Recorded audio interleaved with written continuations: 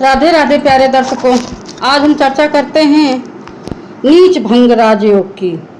प्यारे दर्शकों, नीच भंग राजयोग कैसे बनता है, आइए हम इसकी चर्चा करें।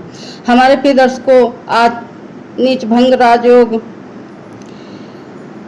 खोलिए अपनी कुंडली और देखिए क्या आपकी कुंडली में नीच भंग राजयोग बनना है। हमारे बहुत से जातक कुंडली में जब नीच ग्रह देखते हैं तो डर जाते हैं। डरने की बात नहीं, आप अपनी कुंडली को ध्यान से देखिए, कहीं उसका नीच भंग तो नहीं हो रहा। अच्छा, आप पहले ये जाने कि नीच भंग होता कैसे है, तो हम पूरी कोशिश करेंगे कि नीच भंग के बारे में आपको पूरी जानकारी दूं। बस आप समझने का प्रयास करें। और हाँ, अगर बोलते समय कहीं कुछ छूट जाए तो सॉरी। वैसे मैं पूरी कोशिश करूंगी आपको अच्छी नीच भंग राजयोग तरह से समझाने के लिए।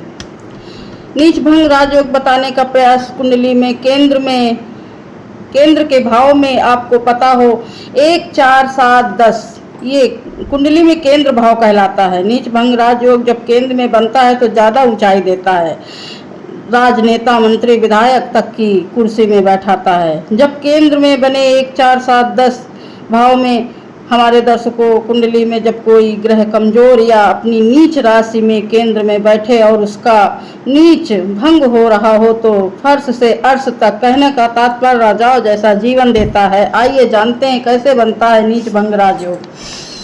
जब कोई ग्रह अपनी नीच राशि में केंद्र में बैठ जाए, कमजोर ग्रह अंश बल से बहुत ही कमजोर हो जाए तो उसका कमजोर ग्रह माना जाता है। उदाहरण के लिए सूर्य तुला राशि में नीच के हो जाते हैं, चंद्रमा वृश्चिक राशि में, मंगल कर्क, बुध मीन में राशि में, गुरु मकर राशि में, शुक्र कन्या में, शनि मेष में, राहु वृश्चिक में, केतु मिथुन में नीच के माने जाते हैं। तो हमने बात की ग्रहों के नीच राशि में कौन से ग्रह किस राशि में माने जाते हैं। अच्छा, अब हम आपको भी बताएं कि किस ग्रह की कौन सी राशि में उच्च के होते हैं। तो आइए जानते हैं। मेष में सूर्य उच्च के माने जाते हैं, चंद्रमा वृषभ राशि में उच्च के माने जाते हैं, मंगल मकर राशि में उच्च के माने जाते हैं, बुध कन्या राशि अपनी ही स्वयं की राशि में उच्च के माने जाते हैं, गुरु कर्क राशि में,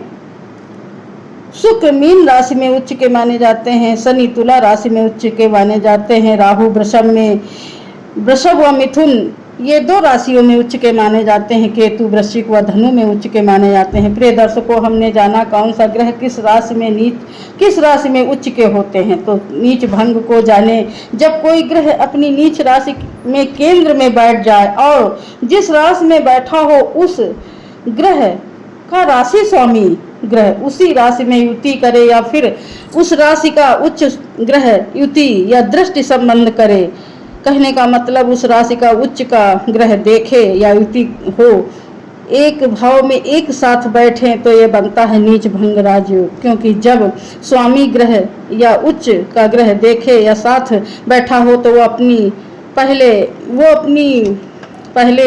मतलब नकारात्मकता छोड़ देता है नीच का ग्रह और नीचता को छोड़कर नीच भंग राजयोग बना देता है। वो नीच ग्रह अपनी नकारात्मक निगेटिविटी को त्याग कर अच्छा प्रभाव देने लगता है। स्थान परिवर्तन से भी नीच भंग होता है। जैसे कोई ग्रह जिस राशि में नीच का हुआ है उसी ग्रह का राशि का स्वामी उसी ग्रह के राशि में बैठ जाए तो वो भी नीच भंग माना जाता है। जैसे सूर्य तुला राशि में नीच के कुंडली में केंद्र में बैठे, अब इनका नीच भंग कैसे होगा। तो दर्शकों, तुला राशि के स्वामी ग्रह शुक्र इनके साथ युति में हो तो या केंद्र में बैठकर सूर्य को देखें तो बनता है नीच भंग राजयोग। दूसरा सूत्र जानिए।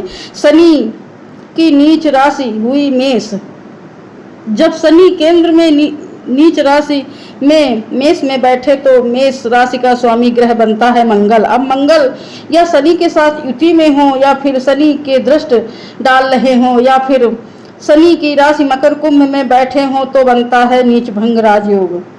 पहले ही बता चुकी हूँ, जब ग्रह का नीच भंग होता है तो वो अपनी पूरी नकारात्मक छोड़कर बहुत अच्छा परिणाम देता है, धनवान बनाता है, राजाओं जैसा जीवन देता है, प्रबल राजयोग बनाता है।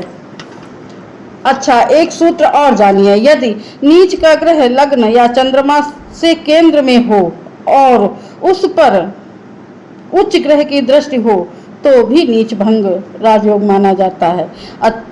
अच्छी बात, जब कुंडली में दो ग्रह नीच के हो तो एक दूसरे से परिवर्तन हो, एक दूसरे की राशि में बैठे हों और उन पर शुभ ग्रहों की दृष्टि पड़ जाए तो भी नीच भंग माना जाता है। फिर दर्शकों हम बताते हैं किस ग्रह की कौन सी राशि होती है।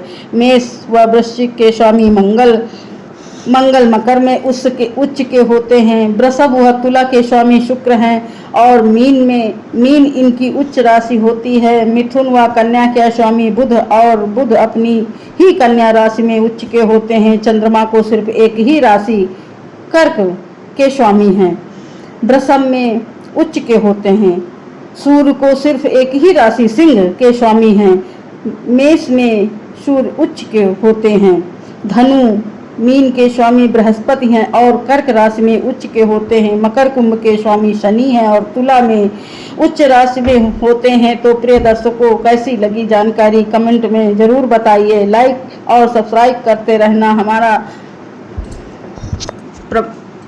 हमारा बढ़ाते रहना। जय हो दर्शकों, राधे राधे, हर हर महादेव।